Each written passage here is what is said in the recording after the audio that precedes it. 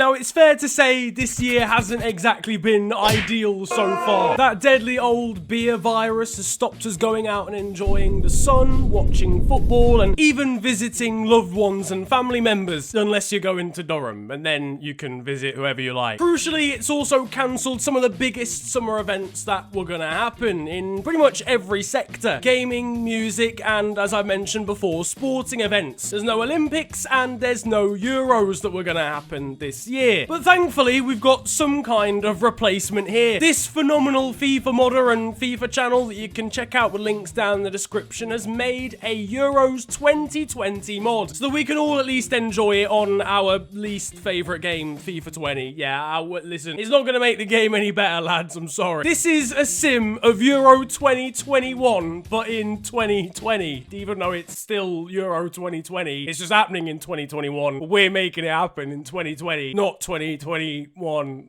Get on with the video. Now, if you want any help in installing this mod yourself, there is a very, very easy tutorial video, which again, I will link in the top right of the screen. Anyway, now I hear you. You might be screaming, you might be saying it at a slightly lower volume than that, but regardless, you're saying, Niren, not all of the teams that have qualified for Euro 2020 are even in the game. Those teams are now in the game. You'll see that we've got the likes of Bosnia and Herzegovina, for example, although for some reason the team is still not updated. Why does it? This is now Bosnia and Herzegovina. Croatia, who've got the likes of Luka Modric, Ivan Rakitic, Ivan Perisic. We scroll along even further to see the likes of Serbia, who aren't usually in the game, and on top of that, we've even got the Ukraine. And on top of that, we've even got the players that are meant to be in each side, and the new kits as well, which look absolutely peng. I may do another video in the future showing more of them off, but yeah, they're banging.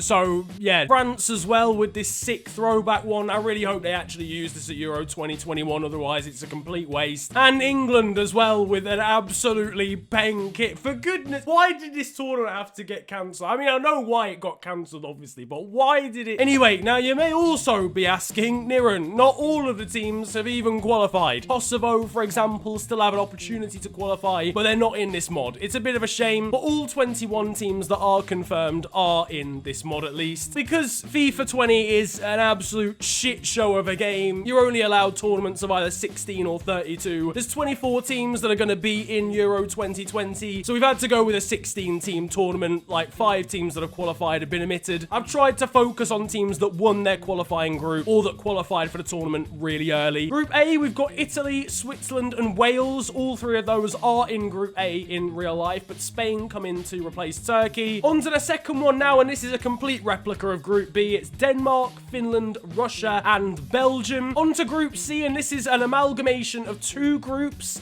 England and Croatia, I believe, are in Group C or in Group D in real life. I can't remember, but they're both in the same group. And then Ukraine and the Netherlands are also in the same group, but a different one, so I've just merged them together. And last and certainly not least, we've got Group D, which is a group of death both in this and in real life as well. Portugal, Germany, and France are actually going to be in the same group in Euro 2020. It's mental. Alright, so we're at the start of the tournament. I literally just tried recording this, got to the end of the group stage and my game crashed, so now we're here again. The first game of the whole Euros is going to be Italy versus Wales. Can the Welsh put a spanner in the works? They absolutely can't. We go again, Spain now versus Switzerland in the second opener of this group. Again, this should be a pretty simple one, but it isn't. It's a 2-2 draw. Spain have fumbled the bag. On to Group B now. We've got Denmark versus Russia in game number 1. Both these sides I feel are kind of evenly matched, and Russia end up with the victory. It's 2-1. Finland are very much the underdogs here, okay? Radetsky in goal. I'm gonna need you to stop many shots, I'll be honest with you. Timu Pukki up front. I'm gonna need you to do a lot of things as well, and I don't know any of the rest of you, so there's 2 guys with the exact same name. Hopefully they can fraud them both onto the pitch, but just say they're one player and actually play with 12. It's a 2-0 victory for Belgium. Group C, and a chance for redemption. A chance for us to right the wrongs of the World Cup in 2018 and actually square the ball when possible. Will football be coming back home? England have done it. It's a 1 goal from Danny Rose. The pain is still there, I'll be honest with you. But for some reason happening in the Netherlands have got a home advantage here. They're playing the Ukraine in the other game. It is a 2-0 victory. Onto the group of death now, Group D. I've just realized actually D for death. That's incredible. It's like they knew which attack will come out on top. The answer is neither of them. It's a 1-1 draw. But Manuel Neuer, interestingly, with an injury for Germany. I mean, obviously they've got very capable backup in Marc-Andre ter Stegen.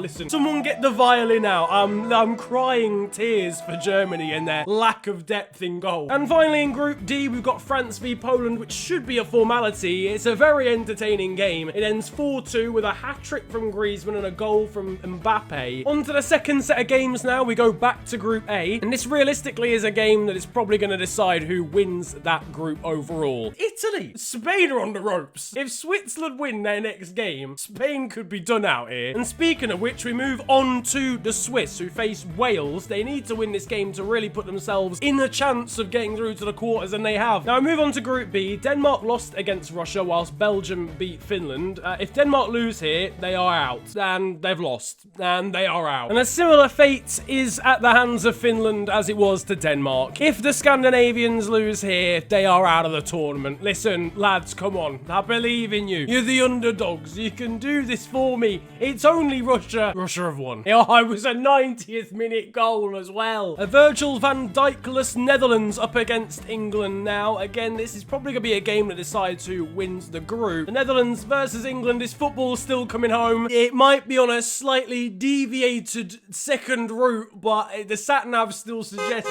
that. Now, the Ukraine face Croatia. I think both of these sides lost in the first game. I can't even remember. Croatia certainly did. Whoever wins here has got a great chance of going through, which is exactly why neither of them have won. Lads, does anyone want to qualify? Back to the group of death now, and it's France versus Portugal. So a win here for the French will see them through to the quarterfinals. That's exactly what they've got. And now yet another pretty deciding game. Poland need to win really here, I would say. If they lose, they're probably going home. And they have. It's a 2-0. I don't think they're out officially, but now they're on to the final round of games in Group A, and this is first v second, Italy versus Switzerland. If Switzerland can even just scrape a draw here, they will go through to the quarters. Go on, do it for the underdogs. Oh, you didn't even try. Can Wales do anything about it? They can't. It's a 3-0 win. I imagine Spain are through along with Italy now. Now, listen, Finland, okay? We've not had a great time so far, but hear me out, yeah? Mon the fear, oh, for goodness sake, man. Now, this is the game that decides who wins Group B. It's Russia versus Belgium. I think both teams are literally through already. It's Belgium who get the top position, 2-1 victory for them. Now, on to Group C, and with just 3 points out of a possible 6, this is a must-win game for England. If the Ukraine win here, England are actually out. Will this be the end of the Eastern European side's journey? It is indeed. It's a 2-1 victory, and that sees England through. So thanks to England winning, Croatia are out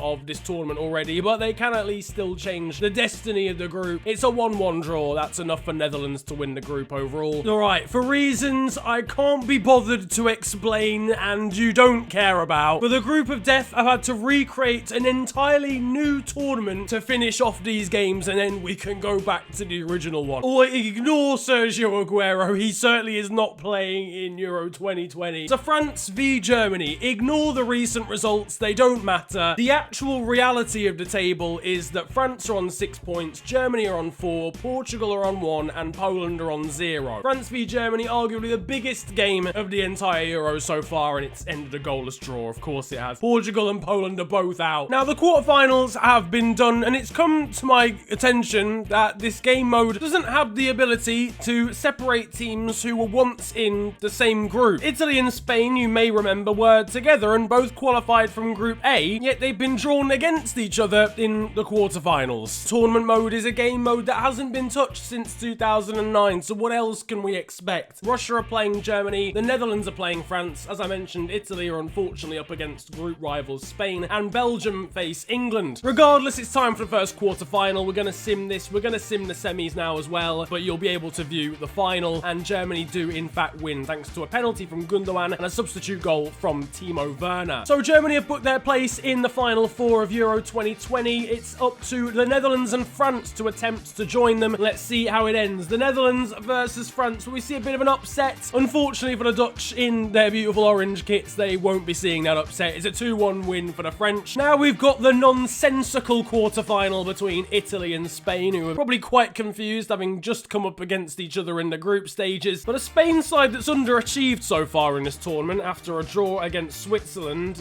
lost to Italy in those group stages. Can they find redemption when it matters? They can't. They're defeated again. No games have gone further than the distance, aka 90 minutes so far in the knockout rounds. Will that change here with the final quarterfinal being Belgium up against England? Now, I would probably say Belgium are the favourites here, and it's a 2-1 win to Belgium. Football is it's not coming home, lads. I'm sorry. Listen, here we go. Euro 2020. The semi-finals have now been drawn, and predictably Germany are facing France, but it does mean we get this cool graphic of Italy versus Belgium. France, though, once again, really the favourites for the entire tournament. Can they continue in their imperious form? It's Germany v France, and Germany have beaten the favourites to book a place in the final of Euro 2020 after the massive disappointment of the World Cup, and now then to book a second place in the Euro 2020 final. Italy, who haven't even been taking the distance in a game yet, they've won every single game within 90 minutes, are up against Belgium, who I think have done the exact same thing. As Spencer Owen would say, one of those O's has gotta go. Please don't copyright strike me, Spencer. Listen, I love you, Jan. But which one will be successful in this semi-final? It ends 2-2 after extra time, and it's penalty heartbreak for the Belgians. They're out at the semi-final stage once again, and Italy versus Germany will be your Euro 2020 final. Now, though, it is time for the final. It's Germany versus Italy. We're going to let this game play out. The stage is set at PSG Stadium, apparently, but it's set regardless. The tifos are out. Oh, we've even got the graphics. I thought we weren't going to get that, but it's actually worked. Brilliant. I want to see score predictions down in the comment section, lads. What do we reckon's going to happen? Nothing's gonna happen if Gundogan doesn't move. This is Julian Brandt with the shot, though. Just wide. First chance of the game. Pretty poor quality so far in this Euro 2020 final. Jonathan Tah has absolutely no impetus to do anything either. Back to Gundogan again. Great passing play. That's Julian Brandt, and it's in off the post. Is he onside? He is indeed. The linesman doesn't raise his flag. I think all the Italian players were looking towards the ref's assistant. Pretty muted celebrations to say that this is the final of Euro 2020, but we move. Lovely left-footed finish there from Borussia Dortmund's Julian Brandt in off the inside of the post. The first goal of this final of the Euros. Will it be the deciding goal? With dribbling like that, it probably will be. Ball in is towards Gundogan, who went for a very spectacular volley. I don't know about that one, Ilkay. What can Bernardeschi deliver? The very deep ball towards the smallest man on the pitch. I feel like you're always fighting a losing battle there. Emerson, Insigne down the left-hand side, has got acres of space right on the edge of half-time. He needs a good delivery, and it's an awful ball in. It's straight into Manuel Neuer. It's not been the most action-packed final you'll ever see, I'll be honest with you, lads. But it is one that Germany will be happy with for now, and Italy, they probably need to stop doing fancy flicks and just get on with it, really. Bernardeschi down the right. That's a great ball in. What a save from Neuer to deny Immobile. That's easily Italy's best chance of the game. Just 20 minutes left of this game for Italy to rescue something out of it and to maybe send it towards extra time. Don't know why Italy haven't really made a change. Bernardeschi can't quite get on the end of that ball. Werner back to Kimmich again. That's a good looking ball. Werner now Kimmich after the turn, and Joshua Kimmich has surely put this Euro 2020 final beyond any sort of doubt. The holding midfielder was pretty advanced throughout their entire move, to be fair, and he picked the ball up from Timo Werner, and he's absolutely slammed it with excessive force that was absolutely not required at all. The referee blows his whistle, and Germany have won the game. As you can see, the scenes are quite frankly extraordinary, aren't they? Yeah, Germany really enjoying that victory. Italy look more depressed than Germany look happy. happy. I know that the trophy's a bit B-Tech, but listen, oh my god, look at that. It looks like it's been made out of tinfoil. Manuel Neuer lifts the Euro 2020 trophy. I hope you have enjoyed this video. If you have, please slap a like on it, because the amount of technical difficulties I've had making this video possible is ridiculous. So I would really appreciate the support in that sense. If you want to follow me on social media, you can do. It's at the official FNG on Twitter, on Insta, and more recently on Twitch. But it's been a pleasure ranting at you guys today. Have a wonderful day. Enjoy yourselves, and goodbye.